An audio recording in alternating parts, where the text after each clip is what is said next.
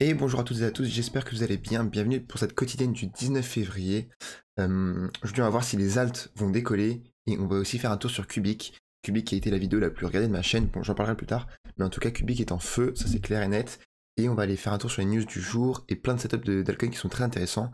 Et je vais vous expliquer un peu ce que je pense pour le court moyen terme et aussi un peu du long terme sur tous ces altcoins. Allez, on commence directement avec la map des cryptos. Alors déjà, bon lundi. Et good morning, hein, comme on dit dans l'écosystème des cryptos, avec cette map des cryptos full dans le vert. J'espère que vous réveillez bien et que vous allez de bonne humeur au travail. En tout cas, je pense que c'est le cas de beaucoup de personnes. On voit que tout est dans le vert. WorldCoin, donc c'est le coin, la crypto-monnaie de Sam Altman. C'est la crypto-monnaie, vous vous souvenez, qui scannait votre rétine là, que peu de monde aime et que je n'aime pas du tout, en effet, mais qui par contre très bien. On va aller voir pourquoi. J'ai ouvert un article dessus. Alors aujourd'hui, j'ai pas mal de news, donc je vais essayer d'être plutôt concis, clair, mais quand même assez court, parce que donc c'est une quotidienne, donc j'ai pas envie qu'elle fasse plus d'un quart d'heure. Allez, au niveau du Bitcoin et Ethereum, toujours ça pump. On ira voir les graphiques, on va faire une petite analyse rapide sur eux, parce que ça pousse, ça pousse. Et ce qui est assez flagrant aujourd'hui, c'est que niveau des volumes, Ethereum a surpassé Bitcoin, ce qui est quand même assez rare, hein. Ce qui est même plutôt vraiment rare. Niveau du Bitcoin, on a un volume de 20 milliards pour un lundi après un week-end, et c'est normal. Ce qui est pas normal, c'est Ethereum qui est au-dessus à 25 milliards. D'habitude, lorsqu'on a un Bitcoin à 20 milliards de dollars, ETH est dans l'entour de 10 milliards de volume, ok. Donc Ethereum est aux portes des 3000 $, qui va être une barrière psychologique, hein, une résistance psychologique, mais au niveau des volumes, ça pousse tellement fort que ça risque d'être plutôt explosif si on va péter cette barrière-là. Allez, on continue avec Twitter, où ouais, je commence un peu niveau côté prévention, on va dire. Là, c'est un tweet de quelqu'un que je ne connais pas, mais qui a assez buzzé quand même. 300 likes sur Twitter, c'est pas mal, où il dit que une market cap de 300 milliards sur Caspa, c'est pas delusional, et c'est, comme on peut dire en français, c'est dans l'air du temps, et que voilà, c'est pas fou de penser que Caspa peut arriver à 300 milliards de dollars. Moi, je vais prendre un peu ce qu'il dit et prendre un peu plus de hauteur dessus. Moi, je pense que c'est une erreur de penser que Caspa peut aller à une aussi grosse market cap. Je dis Caspa comme Tao, par exemple, hein, même si j'ai beaucoup de Tao et j'ai aussi beaucoup de Caspa, mais c'est une erreur à l'heure actuelle de penser que ces cryptos-là peuvent aller à 300 milliards de market cap. Est-ce que c'est possible? Franchement, oui, c'est possible, mais c'est pas raisonnable de le penser dès maintenant. Parce que sinon, on va avoir des targets beaucoup trop hautes, et tout simplement un peu comme au poker, mais à l'heure actuelle, on n'a pas les informations adéquates, suffisantes, pour avoir des targets à ce niveau-là. Ok, si le marché nous offre des opportunités comme ça, et si le marché va en réalité chercher des Caspa et Tao à 300 milliards de market cap, et ben là, il faudra, on va dire, entre guillemets, le prévoir et jouer ce move au fur et à mesure, tu vois. C'est pour ça que moi, mes objectifs ne sont pas inscrits dans le temps, et ils sont pas forgés dans le marbre. J'ai des objectifs à l'heure actuelle, mais je sais qu'ils vont être amenés à changer, parce que plus le temps passe, plus le bull run va commencer, plus je vais avoir des informations à droite à gauche, plus je vais pouvoir affiner mes targets, ok. Donc c'est pour ça que moi, comme j'ai dit, c'est pas forgé dans le marbre, et je pense que c'est une bonne chose. Mais si dès maintenant, vous avez des targets déjà aussi hautes, franchement, pour moi, ça s'apparente plus à du casino, et parce qu'il y a peu de chances que ça arrive, et du coup, il y a peu de chances que vous sortiez bien de votre bull market avec des targets aussi hautes. Donc, c'est aussi pour dire que, fur et à mesure que le bull run va commencer, il y a un mec qui tombe dehors, je sais pas si vous l'entendez, j'espère pas, mais bon voilà. Au fur et à mesure que le bull run va commencer, on va vraiment avoir ce qu'on appelle du noise, du bruit comme ça. À droite à gauche, on va avoir des mecs qui vont vendre du rêve et qui vont nous parler de targets archi haute. Il va falloir savoir faire le tri, il va falloir garder les pieds sur terre, ça va être le plus important. En bear market, il fallait absolument rester optimiste, et en bull market, il va falloir un peu à l'inverse, aller encore à l'inverse de tout le monde, et rester un peu les pieds sur terre. Bon, putain, 5 minutes, j'ai fait qu'une news Twitter, ça va être long. Ensuite, on a Elon Musk, qui était très intéressant, qui nous a mis en mi-2023, à la suite d'un tweet, pardon, qui est un peu à l'inverse de ce que je viens de vous dire, mais qu'il n'y aura pas de d'hiver pour l'intelligence artificielle, quite the opposite. Quand on dit winter dans le terme financier, c'est bear market. Donc ça, pour moi, je pense que, évidemment, la plus grosse thématique de ce bull run là, et même si on sort de l'espace des crypto-monnaies, ça va être l'intelligence artificielle. Bon, qu'est-ce que j'en pense avec les infos que j'ai aujourd'hui, comme je viens de vous le dire. Je pense que pendant les 5-10 prochaines années, l'intelligence artificielle va se performer. Parfois, je vois des mecs aussi sur Twitter, à l'inverse du gars que je viens de vous passer, mais qui dit ouais, Nvidia, la bulle, ça va exploser, l'IA, vous êtes fous, ça marche pas. Non, mais non, c'est faux. Une bulle, ça dure pas 3 mois, Et surtout l'intelligence artificielle, c'est concret, ça aide vraiment. Moi, je pense pas que l'ère, on va dire, de l'intelligence artificielle va s'arrêter dans les mois qui suivent. Je pense que ça va durer au moins 5 à 10 ans. Et pourquoi? Parce qu'on est au début de la S-curve. Je vous l'ai déjà passé, mais si vous suivez ma souris, au début, l'innovation, ça commence un peu comme ça commence comme ça devient parabolique, exponentiel, et ensuite, c'est logarithmique, et ça tend vers ce que ça doit tendre, ok? Donc je pense qu'on est au début de la phase parabolique. Donc pour moi, la bulle spéculative de l'IA n'est pas prête d'exploser, quoi.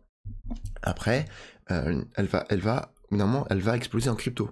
Mais elle va venir avec l'hiver crypto. Mais c'est pas parce que, par exemple, BitTensor va se bouffer moins 80%, ou toutes les crypto IA vont chuter à cause du bear market, que Nvidia va le faire, ou que l'innovation de l'intelligence artificielle en dehors des cryptos va s'arrêter, tu vois. Moi, je pense vraiment que pour les 5-10 prochaines années, on va en entendre parler et on va en bouffer plein. Et même, c'est bien. Et là, ça me met une vidéo, je suis trop long, mais on a besoin de l'IA pour devenir plus productif, ok? L'humanité, dans tous les pays développés, ne font pas assez d'enfants, et simplement, on est en train de gonfler l'économie à coup d'impression monétaire, ce qui va arriver en 2024 et en 2025. Nous, on est contents parce que ça va gonfler notre portefeuille, et, mais tout ça, c'est basé sur rien derrière, parce que l'économie, c'est de l'énergie, donc l'énergie, on a du mal à la trouver, de 1, et de 2, c'est de la productivité, et on est de moins en moins productif, ok? La seule chose, parce qu'on est moins en plus, et aussi en plus, on est moins productif. La seule chose qui va pouvoir pallier tout ça et inverser la tendance, c'est l'intelligence artificielle qui va booster la productivité de l'humanité. Ah, je pars trop loin, putain. Bon, allez, c'est pas grave, on continue. Je pense qu'il y a de la valeur et c'est intéressant ce que je dis, du coup, allez, je bombarde. Un autre tweet qui est un peu plus fun cette fois-ci, mais c'est simplement Tao qui était rentré dans le top 25. Où on a toutes les grosses cryptos qui, quand même, là, on parle de toutes les grosses cryptos que tout le monde connaît. Et Tao qui va les supprimer une par une. Donc je pense que je vais vous passer la photo. Je l'ai sauvegardée. Et petit à petit, je suis assez convaincu qu'on va barrer une crypto par une crypto, jusqu'à arriver, pourquoi pas, au Dodge ou dans le top 10. Donc moi, voilà, je pense que c'est assez drôle. Et je pense que durant les 6 prochains mois, l'année qui arrive, je vais vous la passer plusieurs fois, cette photo, avec des bitcoins, enfin des cryptos qui ont été dépassés par Tao. Et la première, c'était Atom Cosmos. Atom, j'adore ce projet, qui a passé devant Tao d'ailleurs. Mais voilà, Tao a déjà été devant Atom Cosmos, alors qu'Atom, c'est quand même un des piliers de l'écosystème. Bon. Là, on a Braver Crypto, qui est un tweetos américain, qui fait le parallèle entre le listing sur Mexer de la crypto qui s'appelle Facts, j'ai pris un petit bail d'ailleurs, et Cubic. Parce que Cubic, on sait qu'on attend un tier 2 listing qui va probablement être mixé, et ça va améliorer l'équité du projet. En fait. Ça va permettre à beaucoup plus de demandes d'accéder au projet, parce qu'actuellement, j'imagine que si vous en avez acheté, vous savez de quoi je parle, mais il faut aller sur des projets, enfin sur des exchanges archi shady pour acheter du Cubic. Et Fact venait d'être listé sur Mexer, et ça a fait un x10 dans la journée. Après oui, Fact c'était moins capitalisé, etc. Mais l'idée est la même, c'est que Cubic est sur beaucoup de watchlist, il y a une grosse communauté derrière, il y a beaucoup. Ça avait une market cap, on va le voir juste après, mais de 500 millions de dollars, alors que c'est listé nulle part. Donc c'est énorme comme market cap, hein, franchement. Ça fait comment est-ce que je pourrais dire ça, comme du gaz qui est compressé dans un étroit très petit, ou un ressort qu'on pousse, et dès qu'on va lâcher le bouchon, le ressort il va péter, tu vois. Et donc là, le ressort, l'action de pousser le ressort, voilà, c'est le manque d'exchange. Et lorsqu'il va être listé sur Mexer ou sur des plus gros exchanges, moi je pense que ça peut faire une vraie impulsion haussière sur Cubic. Okay, là après on a Moana Radar qui nous tweet la différence entre l'usage de l'USD, donc le dollar, et le Bitcoin depuis 2017 pour le money laundering, donc le blanchiment d'argent.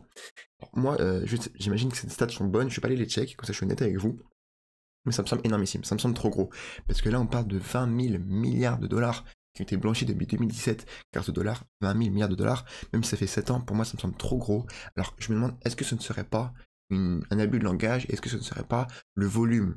Donc par exemple, un seul dollar qui s'est échangé de main 10 fois, et il compterait pour 10 dollars selon cette stat. Là ça me semblerait plus cohérent, parce que ça me semble vraiment des sommes astronomiques. Bref, peu importe en réalité, ce qui est important de voir, c'est la différence entre l'usage du dollar et du Bitcoin pour le blanchiment d'argent, et on voit qu'il n'y a clairement pas photo. Donc tous ceux qui nous disent que le Bitcoin c'est pour le blanchiment d'argent, franchement, ils n'ont pas fait leur devoir, et ils savent pas de quoi ils parlent, donc dès que quelqu'un vous dit ça, moi j'arrête de débattre. Bon. Ensuite on passe sur les catégories, je vais abréger, je vais passer en 5 minutes, je suis désolé, enfin désolé oui ou non, mais je vais passer très rapidement sur la suite, et demain je continuerai un peu plus en détail sur ce dont j'ai pas eu le temps de passer aujourd'hui. Et là sur CoinGecko, je vais aller voir la branche intelligence artificielle, la catégorie intelligence artificielle. Alors à l'époque où on regardait déjà ce sorte d'indicateur, on était entre la catégorie numéro 40 et la catégorie numéro 50. Actuellement, on est passé top 25 au niveau catégorie. Je dis on parce que moi j'ai beaucoup de crypto IA, mais je pense qu'on est encore qu'au début. Mais simplement, là, ce qui me choque, c'est que si on regarde la performance sur 7 jours de toutes les cryptos IA, simplement, si vous aviez misé sur l'IA il y a un mois et demi, vous ne pouviez pas être en perte. Regardez, les performances, elles sont toutes dans le vert. Comme une AI est à moins 10%, mais ça fait x4 en un mois. Donc on est tous dans le vert et ça me conforte franchement dans le fait de me dire que l'IA va être tellement surperformer le bull run et même les actifs traditionnels dans les années qui à venir. Donc moi je suis très bien positionné sur l'IA, il n'y a même pas Cubic dans ce classement. Ok. Niveau news, franchement niveau news, il n'y avait rien d'intéressant. Enfin, c'était un peu intéressant, mais pas tant que ça, j'ai pas le temps, pas directement au graphique. On continue niveau Bitcoin en weekly, donc on prend un peu de hauteur, on est sur une plus grosse time frame, et on voit que un Bitcoin à plus de 52 000 $, c'est rare. Ok, là je vous ai mis la dernière fois qu'on a été au-dessus des 52 000 $, on a eu 12 semaines ici, donc c'est 3 mois, et on a eu 3 mois, on a eu 5-6 mois, alors on va dire 6 mois. On a eu 6 mois, dans toute l'histoire du Bitcoin, on n'a eu que 6 mois, on a été au-dessus de ce niveau-là. Donc il y a beaucoup de monde qui en bénéficie, ça amène peut-être une possible correction qui va venir, soit, mais simplement pour dire qu'il y a peu de résistance, il y a peu de support. Pourquoi? Parce qu'une résistance et un support, c'est des zones qu'on a beaucoup travaillé, donc dans le temps et graphiquement et dans le temps. Là, dans l'histoire du Bitcoin, on n'a été que 6 mois au-dessus des 52 000 $, donc les zones qui vont venir, pas nous résister, enfin, c'était pas comme les 32 000 $, voilà, qui nous a enfoncé pendant des mois et des mois et des mois. Donc est-ce qu'on n'arriverait pas à un ATH avant le halving? Personnellement, je ne pense pas. Moi, j'attends une correction, pré-halving, post-halving, quand vous voulez, mais tout corrige. Donc j'attends une jolie correction qui va venir vraiment liquider les mains faibles. Mais pourquoi pas aller, franchement, ça me fait pas peur. Au niveau des 40 000, 35 000, fait péter. Je suis prêt. Donc j'attends une correction. Franchement, je ne le vois pas, l'ATH avant le halving. Ça me semblerait extrêmement optimiste, mais pourquoi pas, encore une fois, je suis pas fermé. Ensuite, ETH, donc ça on en a parlé dès le début avec les volumes. ETH qui est extrêmement intéressant, et on voit que niveau weekly, plus que le Bitcoin, on arrive à une jolie résistance. Il va nous falloir une grosse impulsion pour péter au niveau des 3 000 $, mais ETH qui surperforme durant le dernier jour. Bitcoin, c'est simplement l'ETF ETH qui commence à se rapprocher de plus en plus, donc le marché presse de plus en plus à la hausse, etc. Donc pour ceux qui sont positionnés dessus, bien joué à vous. Moi, vous savez que c'est pas le cas, mais je me réjouis que ETH monte uniquement parce que si ETH monte, ça va apporter de la liquidité dans les altcoins. Et ça va me faire plaisir. Si on compare un peu nos deux dernières analyses, on a la paire ETH-BTC qui continue cette même pattern. On était arrivé à peu près en bas de ce triangle, on est en train de remonter. Peut-être, moi je pense pas qu'on va péter tout de suite, parce que on n'aura pas encore assez compressé selon cette analyse. D'ailleurs là je l'ai mal placé ici, je le replacerai, mais pourquoi pas revenir ensuite, une fois compressé en bas, et là en revanche péter. Et pour ceux qui sont pas positionnés, ou même pour moi qui n'ai pas de TH, ça me semble pas con de par exemple prendre un assez gros trade, enfin assez gros, chacun son échelle, mais un joli trade ici par exemple, si on fait un pullback sur cette pattern là. Donc voilà, ça pour dire que on est quand même en weekly, ça prend du temps, ça devrait arriver peut-être, je sais pas, mai, juin, juillet, limite août, septembre, tu vois, et ça va être extrêmement bullish pour tous les altcoins. Ok. Niveau Tao, extrêmement bullish. On voit qu'on a eu 3 jours de correction, hein, mine de rien, c'est assez rare lorsqu'on est dans une forte impulsion haussière qu'on ait 3 jours de correction sur Tao. C'est arrivé qu'une fois ici, d'habitude c'est 1 jour de correction. Tu vois. Donc là on a 3 jours de correction, on est en train de répéter à la hausse. Clairement, moi encore une fois, mon analyse ne change pas. J'attendais la fin de cette grosse jambe haussière entre 700 et 1000 $. Alors oui, on n'est pas loin des 700, mais c'était ma fourchette basse, donc pourquoi pas des 800, 900 $, pourquoi pas. Et est-ce que je me risquerais à vendre une petite partie de mon bag? Je ne sais pas. Est-ce que tellement je me rends compte de ce que je tiens, je sais pas, je partagerai avec vous ce que je ferai. Ensuite, on a Polytrade que je me tâte un peu à vendre, parce que tout simplement, moi j'ai beaucoup de cryptos qui sont faire launch, du proof of work, etc. Ce qui n'est pas le cas de Polytrade, même si j'aime bien le projet, c'est pas proof of work, c'est pas faire launch, etc. Donc, et je pense que par rapport à mon wallet, ma position est un petit peu trop grosse. Donc je pense que je vais un peu en vendre, ça va venir. Voilà. Bref, mais tout ça, tout simplement graphiquement, on est rentré ici, nous, et on a joué le graphique, hein, mais là on est en train de se faire rejeter par cette grosse trendline. On avait dit que ça allait être compliqué de repasser au-dessus. Il va vraiment falloir repasser au-dessus. Et là, vous voyez les 3 mèches dégueulasses qu'on a fait durant les 3 derniers jours, ça nous rejette à chaque fois. Ensuite, on a Alephium qui nous fait. Moi, j'adore ce projet. Alephium qui nous fait un peu la sorte de même action que Kaspa. Je sais pas si vous vous souvenez, mais Kaspa, lorsqu'on l'analysait en weekly, c'était à peu près la même trendline avec le même angle. Hein. Donc là, c'est vraiment... l'angle, il est vraiment très haut, quoi. Et on est au niveau des ATH. Alifam va très bullish pour ce projet et je pense qu'on va se faire supporter encore une fois par cette trendline là et qu'on va aller définitivement péter notre ATH et voir une jolie impulsion haussière. Niveau des RSI stochastiques, c'est le seul truc qui m'a un petit peu freiné, entre guillemets freiné, mais là si on regarde le stochastique RSI, on remarque que c'est assez rare qu'on soit supporté au niveau des 50. Comme je vous l'ai dit, le stochastique RSI, soit il va à 70, soit il va à 30. Parfois il se fait rejeter ou supporter au niveau des 50, mais c'est quand même assez rare. Donc là, pourquoi pas aller prendre un peu de mou pendant 1 ou 2 jours au niveau des 30 et ensuite bien repéter l'ATH et aller, je sais pas, pourquoi pas, au niveau des 3-4 $. Why not? Ok. Ensuite, on a Zephyr, bravo à nous. En tout cas, bravo à moi, parce que je sais que je l'ai acheté ici. Et je l'ai acheté autour des 18-20, et après je me suis bouffé en moins 50%. C'était l'époque où c'était le début de la chaîne, je suis encore au début, mais c'était vraiment le tout début de la chaîne, où je vous parlais de Zephyr, Cubic, Alephium, Kaspa aussi, donc toutes les cryptos ont bien marché, sauf Zephyr. Je savais, j'ai gardé mon calme, tant mieux, et voilà, il y a un joli retournement de tendance, donc là il y a un joli W, ça a latéralisé, et on a fait un haut plus haut que le dernier, donc on a changé de paradigme, on a changé de dynamique, on est passé d'une dynamique baissière à une dynamique haussière, et en fait Zephyr c'est extrêmement volatile comme crypto-monnaie, ça me rappelle un peu ce graphe que j'avais en wallet avant, qui était extrêmement volatile, et voilà, on vient de se bouffer à peu près de x2 et x2,5 en quelques jours, de manière assez parabolique, et après c'est ce qu'on disait, c'est normal, hein, mais ici on avait tapé un x20, donc c'est normal qu'on fasse une correction de moins 70, moins 80%, parce qu'on avait une performance tellement énorme juste avant. Bon, et là, on est repassé en tendance haussière. Donc clairement, moi je vise un nouvel ATH. Et rien que si on retourne à l'ATH, au niveau des 50, on est à un x2 par rapport au prix actuel et x3, x4 par rapport au plus bas. Donc franchement, ce sera une très belle performance. Et donc c'est une crypto dont je voulais vous faire un dossier. Il y avait elle et Space Mesh. Donc ça va arriver cette semaine-là, parce que cette semaine, j'ai moins de choses à faire. Donc je vais pouvoir être plus actif. Donc je vais sortir voilà, Space Mesh et Zephyr parce que c'est deux projets qui sont très low cap, enfin pas très low cap, qui sont assez low cap, qui sont très intéressants, faire launch, etc. Donc moi que j'aime beaucoup forcément. Allez, on continue à prendre encore un peu plus de hauteur sur le total market cap. Donc c'est le market cap de tous les altcoins. On voit que on est en bull market, oui, mais on n'est pas en bull run, tu vois. Oui, le marché a repris des jolies couleurs. Moi mon LED il est à son maxi ATH, j'ai jamais été assez haut. Et franchement, c'est des chiffres qui commencent à vouloir dire quelque chose, quoi. Clairement. Ça pour dire, alors, si on réfléchit un peu moyen terme, long terme, moi qu'est-ce que je vois? Je vois que les altcoins ont pété. Enfin, on commence à péter, c'est le titre de la vidéo, mais on n'est pas encore aux ATH, etc. Et moi, pour ce bull run là, pour le top de bull run, je vous passerai la Bitcoin dominance demain. Mais j'imagine vraiment beaucoup plus haut la market cap des altcoins, ok? Mais moi je pense que ceux qui ont bien performé durant toute cette reprise haussière, bah, ça va être ceux qui vont bien performer durant le prochain bull market. Du coup, moi, quand je regarde mon portefeuille, les cryptos que j'ai ont été celles parmi les plus performantes de ces derniers mois. C'est le but de la chaîne, hein, c'est de passer du temps à trouver ces cryptos-là, et j'ai travaillé pour, et aujourd'hui, bah, j'ai le mérite d'avoir un portefeuille qui performe en moyenne mieux que le portefeuille moyen, donc tant mieux. Et ça me conforte dans l'idée que je vais garder ces cryptos-là, parce que si elles ont bien performé durant ces derniers mois, moi ça m'encourage à me penser qu'elles vont être aussi celles qui vont le mieux performer durant les prochaines années, en tout cas les mois qui vont venir. Okay, et finalement, on va attaquer sur Cubic, que j'ai passé ma chaîne parce que la vidéo sur Cubic a fait 5000 vues. Merci à tous ceux qui ont laissé des commentaires, franchement ça me fait plaisir et je les vois tous.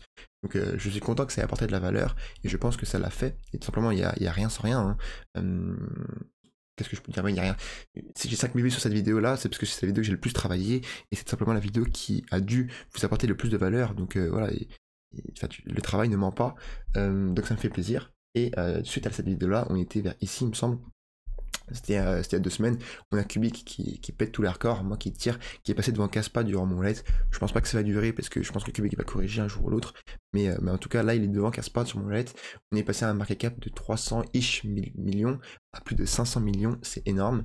Voilà, avec des performances de x2,5 sur 30 jours, sur 2 semaines quasiment en x2. Donc ma vidéo on a un peu plus de x2 par rapport à ma vidéo il me semble, en tout cas moi ma position je suis un peu plus de x2.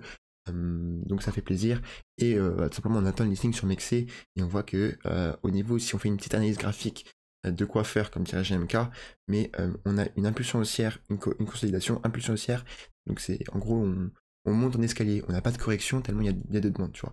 Donc là, pareil, une sorte de bull flag, mais on monte. Peut-être qu'on va consolider pendant peut-être une journée ou quoi, sans corriger. Au bout d'un moment, on va corriger. Mais quand est-ce qu'on va commencer à corriger, ben ça, on ne peut pas savoir. Et autre analyse qui est intéressante, c'est les volumes. Les volumes font des hauts toujours de plus en plus hauts, donc il y a de plus en plus de volume. Et je pense que lorsque Mexi va arriver, et ben on aura encore une fois beaucoup plus de volume. Donc je suis très bullish pour Cubic. Et pour vous donner, moi, mon opinion, c'est pour moi numéro 1. Ça ne bougera pas. Peut-être ça peut bouger, mais pour l'instant, ça ne bouge pas. C'est Tao Bitensor, numéro 1 dans l'IA. Et numéro 2, c'est Cubic. Ok.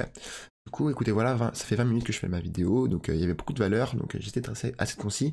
Je vous souhaite un excellent lundi, passez un bon début de journée. Je vous dis très probablement à tout à l'heure pour une vidéo dossier, et je vous dis ciao ciao.